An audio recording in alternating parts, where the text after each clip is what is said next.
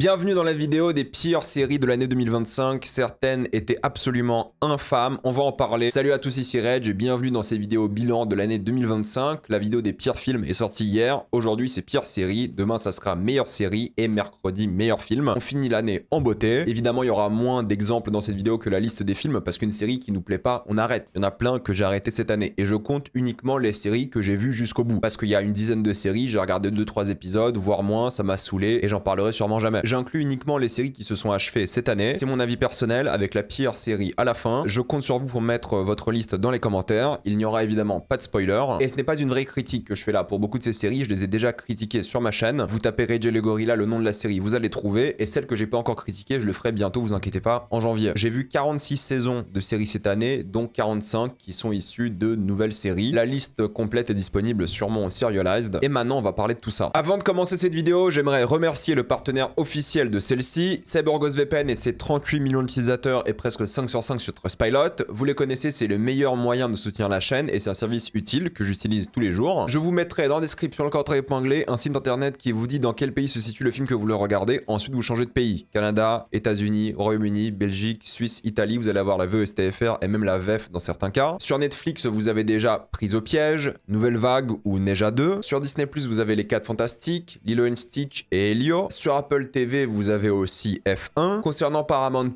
vous avez Mission Impossible de Final Reckoning. Et que ce soit sur Paramount ou HBO Max, il faut utiliser ces applications depuis l'application directement. Même si vous avez un abonnement via Canal+, connectez-vous à ces applications avec votre compte Canal, ça fonctionne. Et vous avez accès à une bataille après l'autre, Superman ou Weapons. Vous pouvez tester plein de serveurs différents qui seront compatibles en fonction de chaque plateforme de streaming et vous pouvez même payer des abonnements moins chers, comme YouTube par exemple. Premium sera bien plus accessible en prenant un VPN via la Roumanie, la Bulgarie. Je conseille l'Union Européenne parce que c'est moins cher. Et oui, ça marche encore aujourd'hui. Il y a plein de tutos en ligne qui vous disent comment faire. Et ça marche sur d'autres abonnements aussi, comme Letterboxd Patron. Et vous le savez, en ce moment, il y a plein de sites internet qui vous demandent une carte d'identité avant de pouvoir les utiliser. Et personne n'a envie de la mettre. Donc, si vous voulez éviter ça et continuer à vous rich en paix, utilisez un VPN. Et vous le savez, en tant que cinéphile, il y a plein de manières de regarder un film, dont certaines qui vous inquiètent un petit peu. Vous inquiétez pas, avec un VPN, vous serez en sécurité. Vous pouvez partager un compte avec 7 personnes au total. C'est disponible sur tous vos appareils préférés et c'est super simple d'utilisation. Vraiment, tout le monde peut le faire en quelques clics. Vous pouvez essayer par vous-même car vous êtes satisfait ou remboursé sous 45 jours et vous avez une assistance technique en français 24h/7. Utilisez le lien dans la description, le code épinglé afin de vous abonner à CyberGhostVPN et bénéficier de 83% de réduction plus 4 mois gratuits.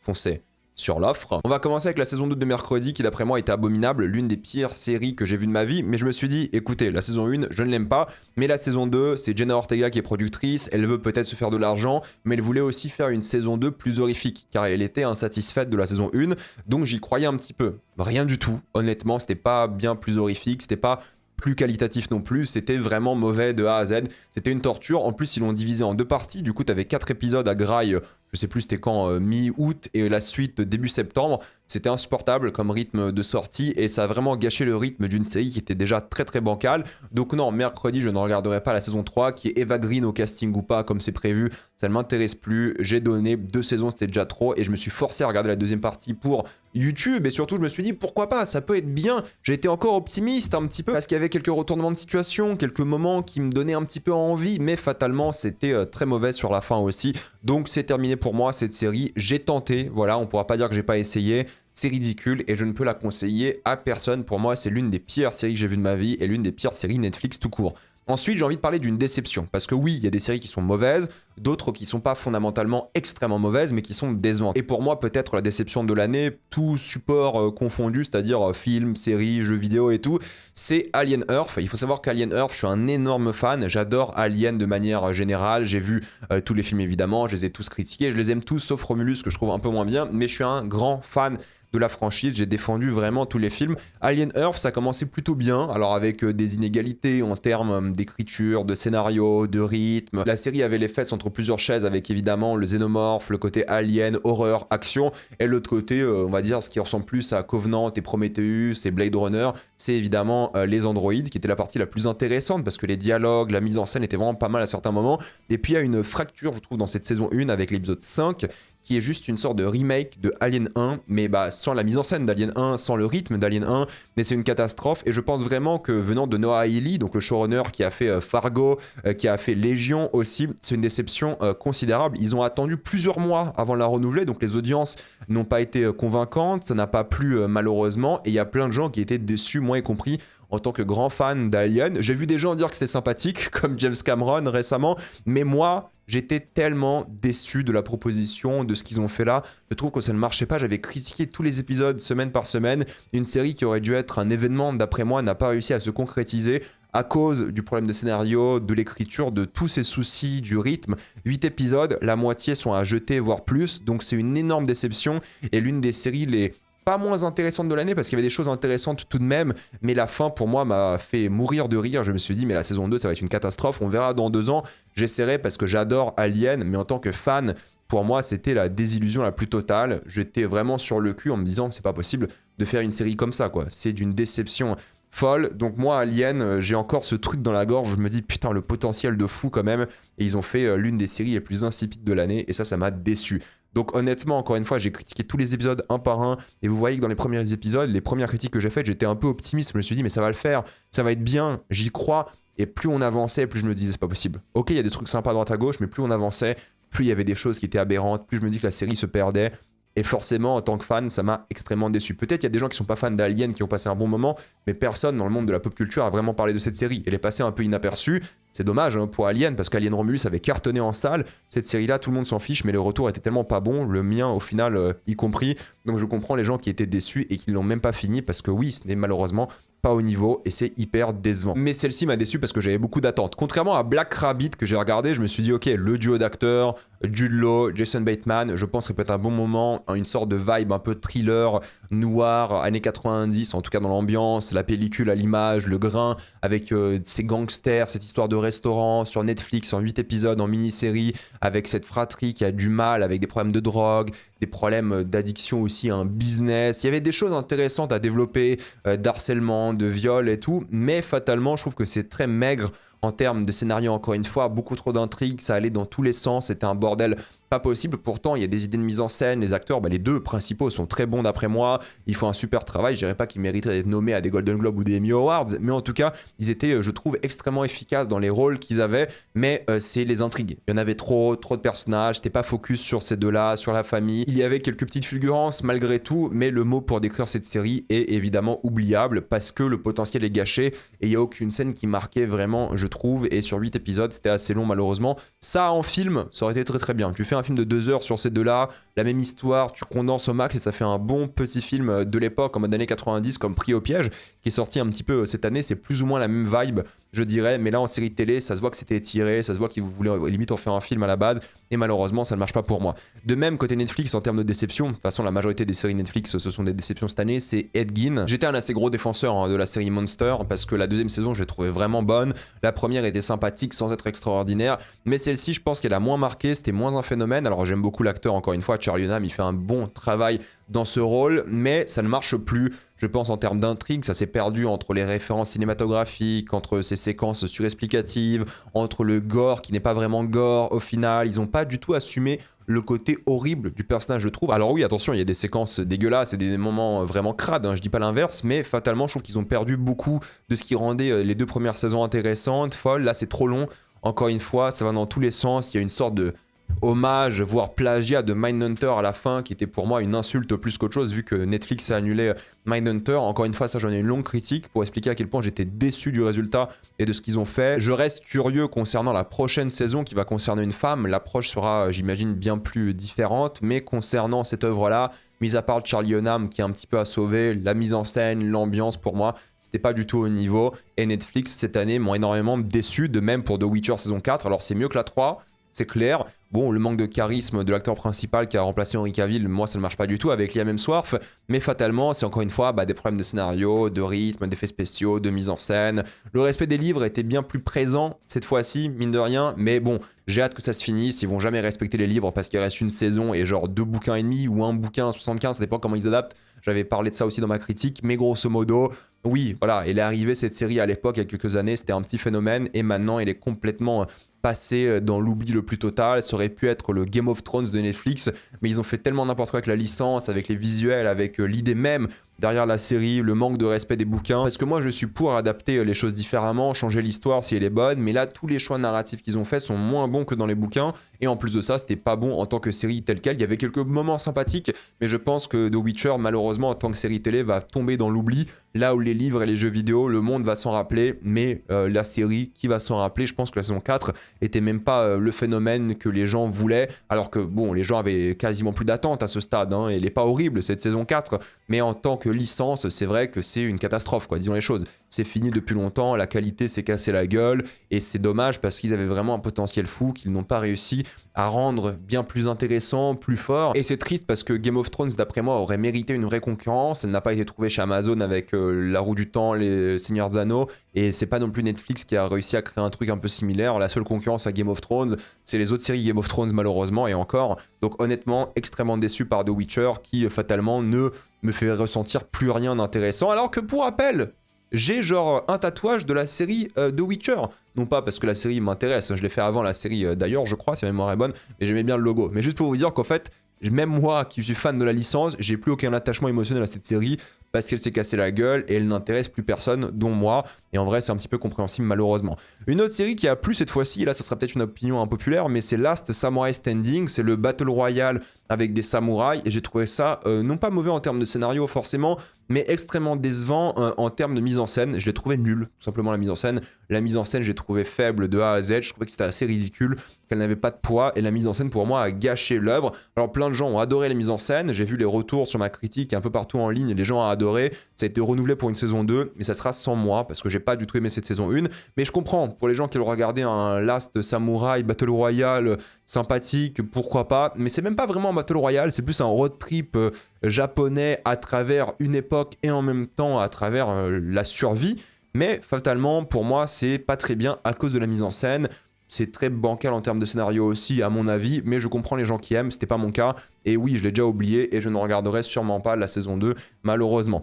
Has-Been Hotel aussi, c'était quand même une déception parce que la saison 1, j'avais beaucoup aimé, j'ai passé un super moment devant. Là, la saison 2, je l'ai regardée sans rien ressentir. Je suis passé complètement à côté émotionnellement, aucune chanson en tête, aucun moment fort. Peut-être parce que le concept même de la première saison était plus efficace avec évidemment, vous savez, ces gens qui doivent créer un hôtel pour la rédemption. La saison 2, c'est la suite évidemment, mais c'était moins fort en termes de concept, moins pertinent je trouve. Après c'était sympathique, mais j'étais quand même déçu de Has-Been Hotel et je l'ai déjà oublié quoi, alors que je l'ai vu il y a quelques semaines. Celle-ci pour le coup de toute façon elle est sortie il y a quelques semaines, donc voilà, c'est malheureux comme ça parce que je pense qu'il y a beaucoup de potentiel de faire une série d'animation comédie musicale, et cette saison 2 m'a confirmé que je regarderai peut-être même pas la 3, à voir ce que ça va donner, peut-être je serais curieux, mais celle-ci pour moi honnêtement je sais même plus ce qui se passe dedans, alors que ça fait oui quelques semaines qu'elle est sortie quoi, pour vous dire. Peacemaker, pour le coup, fallait bien parler d'une série HBO. C'est pas une mauvaise série, je pense que c'est d'ailleurs la meilleure série de la liste pour le coup de cette vidéo. Mais soyons honnêtes, hein, c'était moins bien que la saison 1, celle s'est un peu perdue. Cette saison 2, il y avait quelques fulgurances et tout, mais les épisodes finaux, genre les 2 derniers, je crois, ou surtout le dernier, c'était pas au niveau, c'était pas intéressant, c'était très fade fatalement à certains moments, mais ça reste sympathique. Voilà, mais c'est vrai que venant d'une saison 1 efficace, forte, cette saison 2, mis à part le twist et le concept et tout, était beaucoup plus oubliable, moins marquante, et fatalement, je pense qu'elle va moins marquer les esprits. Dommage, parce que le casting est encore très cool, l'écriture de James Gunn fonctionne à beaucoup de moments, mais je pense que la fin a déchauffé beaucoup de personnes aussi, et le rythme était assez frustrant pour une diffusion hebdomadaire, et surtout pour le contenu qu'il y a dans la série. Il y a beaucoup d'intrigues, beaucoup de personnages qui font rien, et c'était un peu dommage, mais ça reste une bonne saison, sympathique, mais fatalement aussi oubliable. Comme pour The Last of Us, alors peut-être là ça sera impopulaire, hein, mais je trouve que cette saison 2 de Last of Us est bien aussi. Honnêtement, ça va, c'est une bonne saison, mais vu l'histoire qu'ils avaient, vu le concept, vu l'enjeu qu'ils avaient, vu l'adaptation qui devait vraiment réussir et tout, bah cette saison est décevante. Je pense qu'en termes de mise en scène, en termes d'idées, il y avait encore quelque chose qui était quand même bien, qui était cool, qui était réussi. Il y avait quelques moments de personnages qui étaient bien foutus. Je trouve que les acteurs sont toujours bons, mais c'est le rythme de l'œuvre, c'est la manière dont ils ont adapté, qu'ils ont construit cette saison 2 qui ne marche pas du tout. d'après moi, après la suite de l'épisode 2, ils auraient dû faire un choix fort et littéralement changer le point de vue. Non pas prendre le point de vue du personnage de Bella Ramsey, mais de l'antagoniste, ça aurait été bien plus fort, plus intéressant en tant que série, plus novateur. Là, c'est une approche trop simple. Bon, ça reste sympathique, ça reste bien, mais oui, les audiences ont chuté après le départ d'un personnage et malheureusement, je trouve que la série s'est perdue parce qu'elle a trop écouté les feedbacks des gens sur la saison 1, ils ont mis trop de zombies dans cette saison 2 et ça marchait moins bien. Je sais que c'est désinfecté, peu importe. Et en même temps, ils se sont perdus dans des choses qui étaient trop terre à terre par rapport à l'adaptation aussi, qui marche pas forcément en termes de série. Oui, c'était oubliable malheureusement, alors que la saison 1, moi je l'ai beaucoup défendu, extrêmement efficace, comme le premier jeu vidéo. Et là, la saison 2, c'est pas qu'elle donne pas envie de voir la 3, parce que tu as envie de voir comment ils vont adapter la partie 2 du jeu vidéo, mais est-ce qu'ils vont faire une 4e saison vu les chutes d'audience? Ça m'étonnerait, parce que vraiment la série s'est cassée la gueule en termes d'audience, mais moi je pense que ça reste une bonne saison, mais c'est vrai que pour les fans de la saison 1 et pour les fans du jeu vidéo, c'était quand même assez décevant, et il faut le noter aussi. Daredevil Born Again, j'ai trouvé ça catastrophique aussi, très très mauvais, rien à dire, j'ai trouvé le début de la saison sympathique, le dernier épisode sympathique aussi de mémoire, mais en gros, c'est une série qu'ils avaient complètement re-shootée parce qu'ils avaient tourné une première version de la saison qui était tellement mauvaise qu'ils ont dû garder que quelques moments et ils l'ont mise au milieu, et apparemment la raison pour laquelle la saison est bien, c'est que le début et la fin, c'est des choses qui étaient déjà restées, qui étaient qualitatives. Donc ils ont retourné beaucoup de choses, ils ont refait énormément de travail dessus. Mais j'ai trouvé cette saison 1, enfin entre guillemets saison 1 parce que c'est la saison 4 en théorie, tellement en dessous de ce que proposait Netflix, alors que ça commençait plutôt bien pour moi. Oui, des problèmes d'effets spéciaux, de cascades et tout, mais il y avait un potentiel qui était assez fort. Et malheureusement, ça n'a jamais trouvé une force dans l'histoire, dans le conte, et on s'est complètement fait chier, honnêtement, et on en a marre de Wilson Fisk, passer à autre chose, c'est bon. Donc j'espère qu'ils vont faire une deuxième saison qui sera bien plus qualitative. Normalement ça sera le cas parce que c'est les gens qui ont bossé sur les meilleurs épisodes qui vont reprendre le flambeau de la saison 2. Donc on a envie d'y croire, ils sont à fond sur le scénario, la saison va sortir tous les ans, donc ça c'est bien, mais quand même une vraie déception, soyons honnêtes.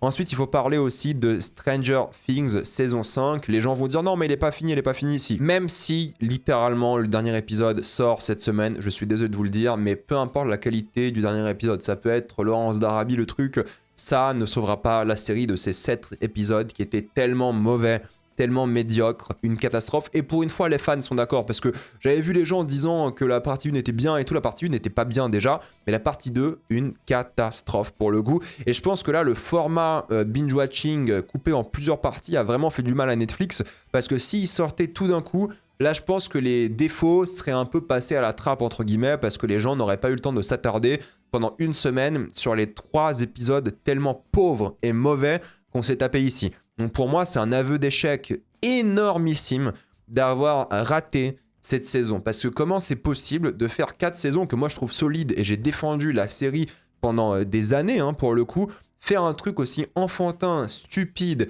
à côté de la plaque, décevant, j'en ai parlé dans mes critiques évidemment, et j'en reparlerai cette semaine à l'épisode final, mais comment tu peux rater une série aussi majeure comme ça, aussi bêtement, aussi simplement, alors que tu avais une dernière saison pour tout réussir, et tu fais n'importe quoi, tu fais dans le fanservice de toi-même, pour le coup, tu finis dans la mythologie la plus stupide de toi-même. Bref, j'en ai beaucoup parlé, mais pour moi, il n'y a vraiment rien à dire sur cette saison catastrophique. C'est l'une des pires choses que j'ai vues en termes de série, et la chute de Stranger Things, en sachant que c'est la série la plus chère de l'histoire, de l'histoire, c'est pas une blague, la plus chère de l'histoire, c'est une déception, mais vraiment monumentale.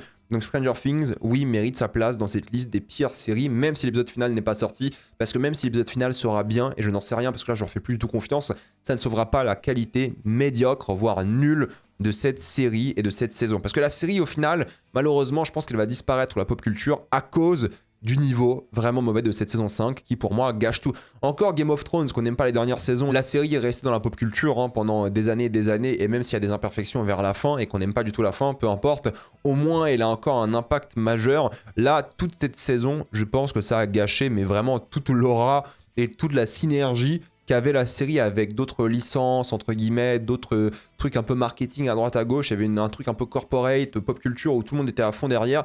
Et cette saison 5, pour moi, a gâché vraiment tout ce que la série avait de bien, entre guillemets. Et j'ai très hâte de voir la fin, parce que pour moi, ça va être vraiment quitte ou double pour l'impact culturel de cette série qui risque de disparaître des mémoires collectives à cause de cette saison qui était catastrophique. Maintenant, j'ai envie de citer quand même quelques séries qui étaient moyennes, qui méritent ni un flop, ni un top.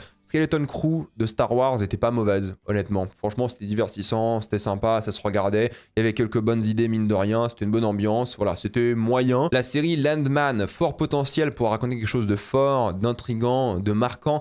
Mais fatalement, je trouve que la série s'est vraiment perdue au milieu. Le début très efficace, la fin très efficace. Le milieu, pour moi, c'était un peu n'importe quoi, donc c'est dommage. Zero Day avec De Niro, pour moi, il y avait aussi un fort potentiel pour raconter une histoire forte sur le fascisme, sur cette histoire de président qui pète un peu un câble. Il y avait beaucoup de choses intéressantes qui auraient pu être mises en avant, mais la série reste fatalement du Fincher à ce scarpe du pauvre. Et bon, c'est sympa, mais sans plus. Reacher, hein, j'aime beaucoup, je suis fan en général, mais cette saison 3, pour moi, c'était la plus faible.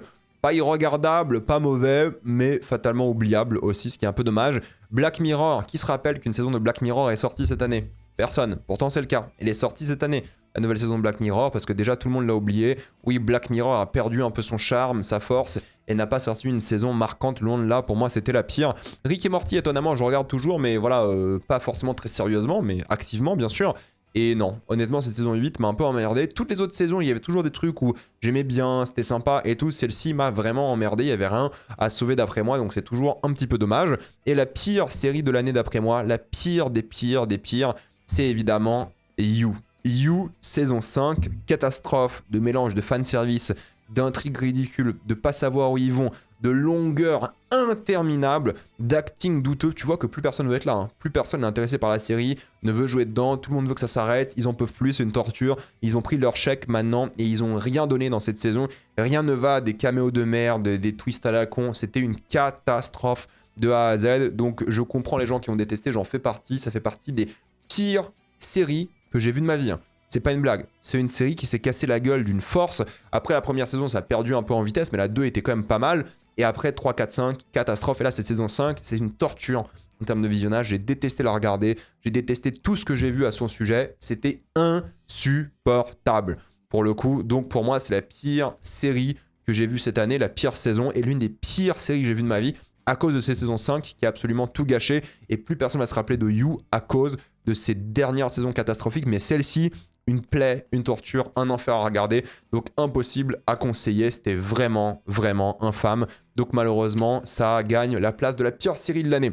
Voilà, dites-moi dans les commentaires quelle est la pire série de l'année. Quelle série vous a plus déçu cette année? J'ai envie de savoir tout ça. Avant de quitter cette vidéo, pensez à utiliser le lien dans la description, le commentaire épinglé, afin de débloquer toutes les plateformes de streaming en toute accessibilité, sécurité et avec beaucoup plus d'œuvres. Tout ça pour 2,03€ par mois, plus 4 mois gratuits. Foncez sur l'offre. Pensez à vous abonner à la chaîne pour voir les prochaines vidéos. Mettez un j'aime, ça aide beaucoup la chaîne. Suivez-moi sur tous mes réseaux. Maintenant, toutes les vidéos sont disponibles en mode podcast, aussi sur toutes vos plateformes préférées. Mais il y a aussi le compte Instagram, Twitch et TikTok. Allez-y et moi je vous dis à la prochaine fois. Salut à tous.